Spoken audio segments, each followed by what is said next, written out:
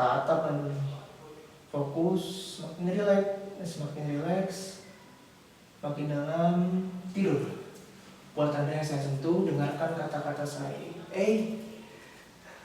Kali ini kakak nggak mau belajar hipnotis sebenarnya sih. Kakak buat bandul sederhana ini buat konten video pembelajaran hari ini.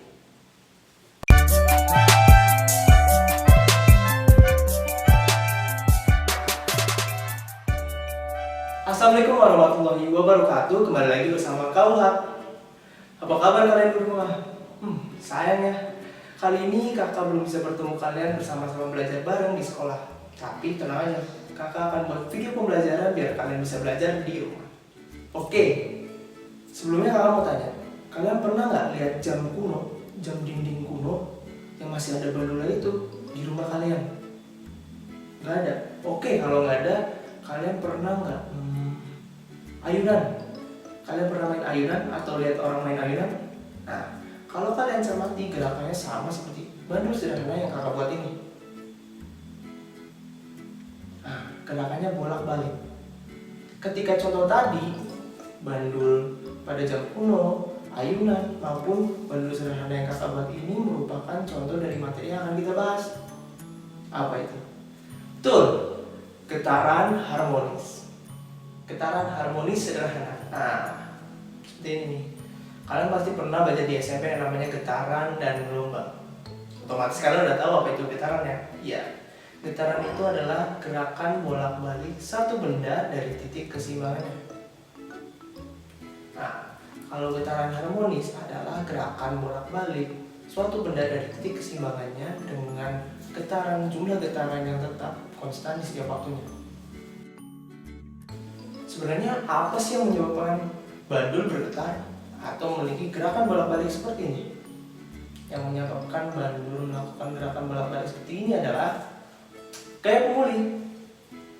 Jadi si gaya pemuli ini adalah gaya yang arahnya berlawanan dengan simbangan atau arahnya selalu menuju ke titik keseimbangan, yaitu di tengah.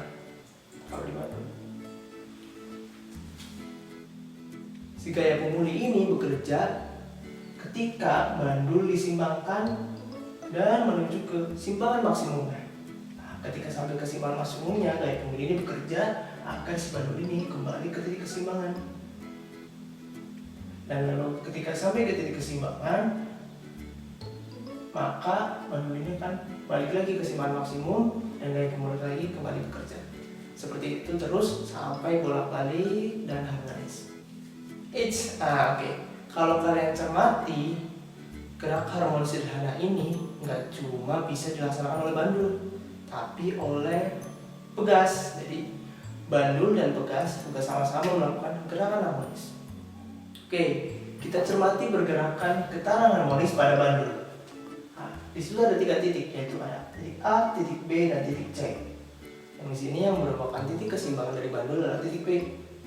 Satu getaran dihitung dari ketika bandul disimpangkan ke titik A, lalu dia bergerak ke titik B, ke C, kembali ke B, dan ke A.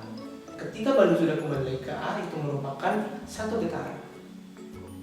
Oke, selanjutnya kita lihat siklus satu getaran pada pegas. Nah, sebentar. Mula-mula pegas pada keadaan setimbang, lalu pegas mengalami renggangan atau direnggangkan, lalu pegas tertekan dan kembali ke keadaan setimbang. Ketika pegas sudah kembali ke keadaan setimbang, itu merupakan satu getaran. Oke, tadi di awal kita bahas tentang gaya pemuli. Sekarang kita bahas persamaan gaya pemuli pada bandul dan pegas. Yang pertama, gaya pemuli pada bandul. Gaya pemuli pada bandul besarnya sama dengan F sama dengan minus M kali G sin theta. M di sini adalah massa bandul, G adalah gravitasi, dan theta adalah sudut simpangan bandul. Oke, kita lanjut ke persamaan gaya pemuli pada bekas. Besarnya gaya pemuli pada bekas diubah oleh minus K kali X, atau K ini sebagai konstanta kekerasan bekas dan X adalah simpangan bekas. Oke, sebelum kita ke persamaan getaran harmonis sederhana yang lain, kita kita harus tahu nih istilah-istilah pada getaran harmonis sederhana. Yang pertama ada periode. Periode adalah waktu yang dibutuhkan untuk satu getaran penuh. Lama waktu yang dibutuhkan untuk satu getaran penuh. Yang kedua ada frekuensi, yaitu banyaknya getaran dalam satu sekon. Selanjutnya adalah simpangan, yaitu jarak massa dari titik keseimbangannya. Selanjutnya ada amplitudo, yaitu jarak atau simpangan terjauh yang bisa dicapai massa dari titik keseimbangannya. Dan yang terakhir ada siklus atau perputaran bolak-baliknya, perulangannya, gerakan perulangan. Lanjut ke persamaan periode dan frekuensi gerak harmonis sederhana untuk bandul. Nah, yang pertama periode untuk bandul. T sama dengan 2pi akar L per G, yaitu L-nya adalah panjang bandul dibagi G adalah gravitasi. Untuk frekuensinya merupakan kebalikannya nih, yaitu 1/2pi akar G per L. Oke, lanjut ke periode dan frekuensi pada bekas. Nah, di sini rumus periode pada bekas adalah T sama dengan 2pi kali akar M per K. M adalah massa beban yang digantungkan pada bekas dan K adalah konstanta bekas. Frekuensinya merupakan kebalikannya, yaitu 1/2pi akar K per M. Oke, semua materi kakak udah terangin dari tadi. Sekarang kita lanjut ke latihan soal. Oke, selanjutnya kita masuk ke contoh soal yang pertama nih. Kita baca dulu ya. Suatu bandul sederhana memiliki periode 2 detik di suatu tempat yang gravitasinya 9,8 meter per second kuadrat. Panjang tali bandul tersebut adalah yang dicari panjang tali nih. Oke, kita coba selesaikan. Apa yang diketahui dari soal? Betul, ada dua, yaitu periode dan gravitasi. Periodenya 2 detik, gravitasinya 9,8 meter per second kuadrat. Yang ditanya tadi otomatis panjang tali. Cara mengetahui panjang tali pada bandul ini bisa diketahui menggunakan rumus periode gerak harmonis sederhana pada bandul, yaitu T sama dengan 2pi akar L per G. Nah, menggunakan rumus T sama dengan 2pi L per G, kita substitusikan nilai-nilai yang tadi nih, seperti T 2 sekon, G 9,8. Nah, cara menghilangkan akar di ruas kanan ini kita kuadratkan kedua sisi menjadi 4 sama dengan 2 kali nilai Pi itu kan 3,14 ya. 2 kali 3,14 dikuadratkan, dan si L per 9,8 ini yang asalnya di akar, karena dikuadratkan akarnya jadi hilang. Ketika dihitung hasilnya adalah L sama dengan 1. Jadi panjang tali pada bandul adalah 1 meter. Mudah kan? Oke, kita lanjut ke contoh soal yang kedua. Contoh soal yang kedua nih. Kita baca bareng-bareng yuk. Sebuah bandul sederhana memiliki massa 100 gram dengan panjang tali 40 cm.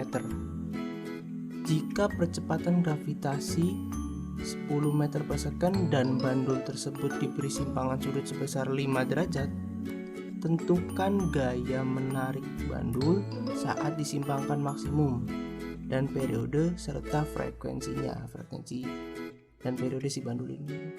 Dengan nilai sin 5 derajat itu diketahui ya 0,087. Oke, seperti biasa kita tinjau dulu nih apa yang diketahui dari soal. Yang pertama, massa bandul yaitu 100 gram. Untuk kita konversi ke dalam satuan SI, kilogram menjadi 0,1. Lalu apalagi nih, panjang tali 40 cm. Nah, panjang tali 40 cm kita konversi juga ke satuan SI menjadi 0,4 meter. Lalu apa lagi? Gravitasi. Gravitasinya 10 meter per second kuadrat, dan sudut theta nih simpangan. Sudut simpangannya 5 derajat. Yang ditanya gaya menarik bandul tersebut. Gaya ya F saat disimpangkan. Periode T dan frekuensinya F. Oke, kita lanjut ke penyelesaiannya. Nah, yang pertama nih, cara mencari besarnya gaya saat menarik si bandul untuk disimpangkan bisa dihitung pakai gaya pemulih. Kenapa sih pakai gaya pemulih? Karena besarnya gaya pemulih itu sama dengan besarnya gaya yang diperlukan untuk menarik bandul ke simpangannya. Karena kan tadi sebelumnya aku udah jelaskan bahwa gaya pemulih itu kan gaya yang arahnya selalu ke titik keseimbangan, yang membuat si bandul selalu beroscilasi. Makanya kita pakai rumus gaya pemulih ini untuk mengetahui besar gaya penyimpangan bandul. Setelah kita tahu rumusnya, substitusikan nih komponen yang telah diketahui kayak tadi, massa bandulnya, gravitasinya, dan nilai sin dari sudut simpangan bandulnya. Setelah dihitung, jadi F sama dengan 0,087 atau gaya yang diperlukan untuk menarik bandul saat diberi simpangan sebesar 0,08 Newton. Udah ketemu nih besar gayanya, ya gaya yang diperlukan untuk menarik bandul saat disimpangkan. Yang kedua, kita mencari periode bandul. Pakai rumus yang tadi nih, sama pakai rumus yang di contoh 1. Itu T sama dengan 2pi akar L per G. Sama seperti langkah sebelumnya, yaitu substitusikan komponen yang telah diketahui kayak tadi ya, L dan G. L nya 0,4 meter, gravitasinya 10 meter per second kuadrat, dan nilai P nya sama, itu 3,14. Setelah dihitung, totalnya adalah T sama dengan 1,256 sekon. Jadi periode pada bandul yang beroscilasi sebanyak 1 getaran penuh selama 1 sekon. Jadi si bandul ini nih, buat dia bisa bergetar 1 getaran penuh bolak-balik, itu lama waktunya 1,256 sekon. Tinggal yang terakhir nih, frekuensi. Dengan menggunakan rumus frekuensi GHS pada bandul. Rumus frekuensinya itu kebalikan dari rumus periode. Silakan bisa dilihat 1/2pi akar G per L. Seperti biasa, substitusikan komponen yang telah diketahui. 1/2 nilai P nya 3,14, nilai gravitanya 10 meter per second kuadrat, dan nilai panjang talinya 0,4 meter. Setelah dihitung, hasilnya adalah 0,79 Hz, satuan frekuensi. Jadi banyaknya getaran dalam 1 detik atau nilai frekuensinya sebesar 0,796. Jadi si bandul ini dalam 1 detiknya menempuh 0,796 getaran. Dalam 1 getaran ya. Oke, cukup nih 2 latihan soal. Nanti kalian bisa lanjut sendiri di rumah. Ya, selesai sudah pembelajaran untuk hari ini. Tetap semangat belajar walaupun kalian di rumah aja, dan tetap jaga kesehatan. Kakak undur diri. Wassalamualaikum warahmatullahi wabarakatuh. Dadah.